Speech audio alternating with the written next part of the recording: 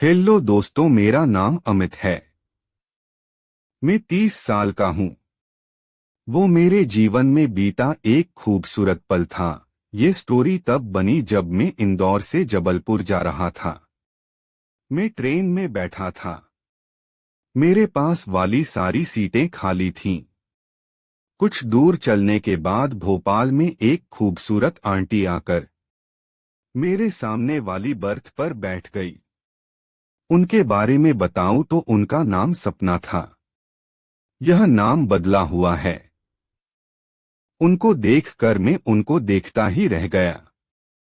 जब उन्होंने मुझे जोर से आवाज लगाई और हेलो कहा, तब मेरा ध्यान हटा। उन्होंने पूछा, आप कहाँ जा रहे हो?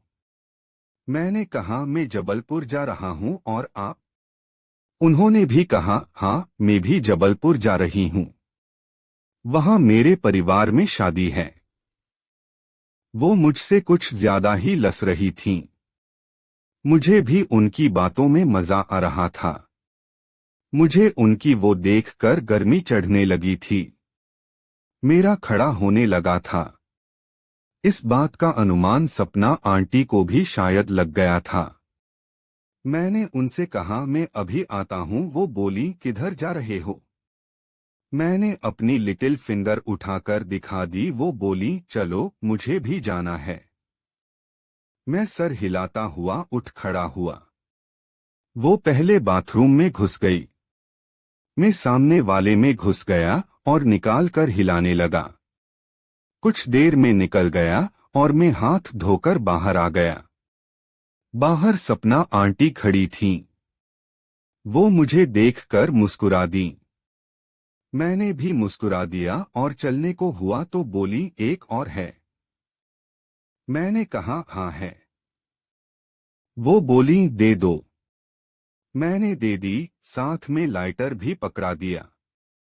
वो बाथरूम में घुस गई। अंदर जाते समय सपना आंटी मुझसे बोली, आप यहीं रुकना। मैंने सर हिला दिया। वो अंदर जाकर लाइटर जलाने लगी, मगर उन्हें ज्यादा अनुभव नहीं था कि लाइटर कैसे जलाते हैं, तो दरवाजा खुल गया। सपना आंटी ने मुझे अंदर आने का इशारा किया। मैं अंदर चला गया।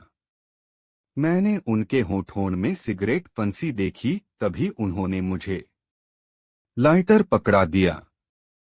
मैंने लाइटर जलाया और सिगरेट को लौ दिखा दी। वो सिगरेट पीने लगी।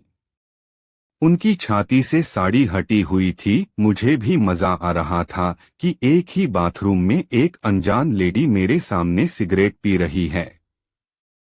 मैंने भी एक सिगरेट निकाली और जलाने के लिए मुंह से लगा ही रहा था कि सपना आंटी ने कहा, एक ही से अपन दोनों पी लेते हैं। मुझसे वैसे भी ये पूरी नहीं पी जाएगी।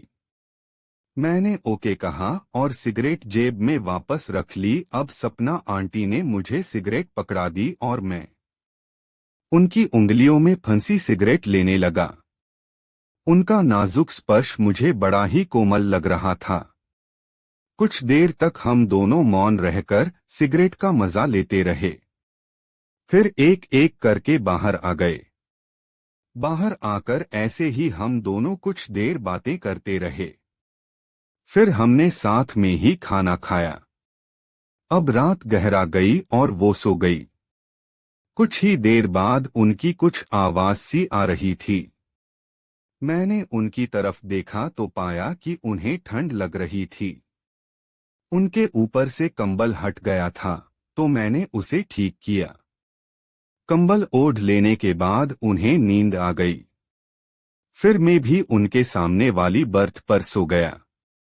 जब रात में मेरी नींद खुली तो मेरे नीचे प्राइवेट पार्ट में कुछ हलचल महसूस हो रही थी। मैं कुछ देर वैसे ही लेटा रहा। मैंने देखा कि सामने वाली मैडम हाथ बढ़ाकर मेरे से खेल रही थीं। उन्होंने मुझे देखते हुए कहा, मुझे ठंड बहुत लग रही है, क्या आप थोड़ा पास सो सकते हो? मैंने कहा, आपकी बर्थ पर आ जाऊं? वो बोली, हाँ। मैं उनकी बर्थ पर जाकर उनसे चिपक कर लेट गया। अब उन्हें नींद नहीं आ रही थी, तो वैसे ही उन्होंने मेरे नीचे हाथ रख दिया। उन्हें गर्म लगने लगा, तो वो मुझसे चिपक कर सो गई। मैंने कहा, कुछ गर्मी लगी? वो हंसकर मेरे होठों से होठ लगाकर गर्म सांसें टकराने लगीं। मैंने न जाने क्यों उन्हें चूमा नहीं और मुंह अलग कर लिया। कुछ देर बाद उन्होंने मेरी तरफ अपना पिछवाड़ा कर लिया। अब मेरी नींद उड़ गई थी।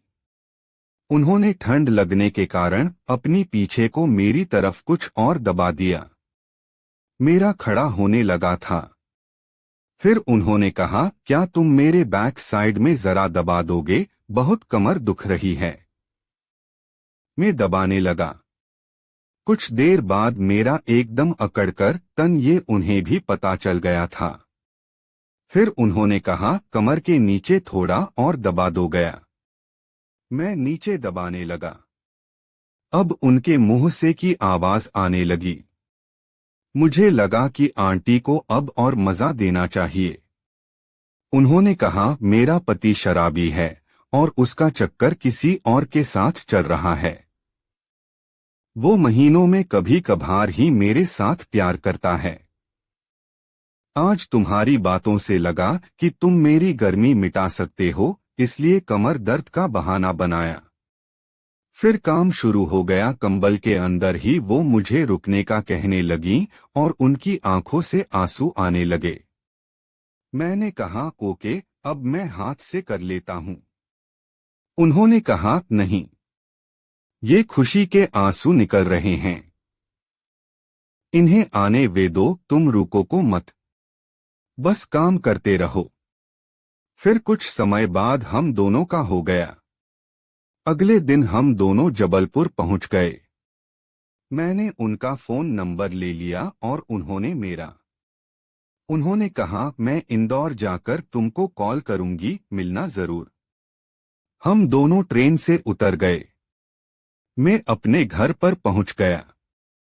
कुछ समय बाद अचानक से उसका कॉल आ गया। मैं तुरंत फोन उठाया और बात करने लगा। बात करते करते हम दोनों में प्यार हो गया। रात रात भर बातें करके एक दूसरे को शांत करने लगे। फिर हम दोनों ने वीडियो कॉल से एक दूसरे को देखना शुरू कर दिया। रोज रात को वीडियो कॉल पर बातें होती थी। बस यही दब चलता रहा कुछ दिन तक।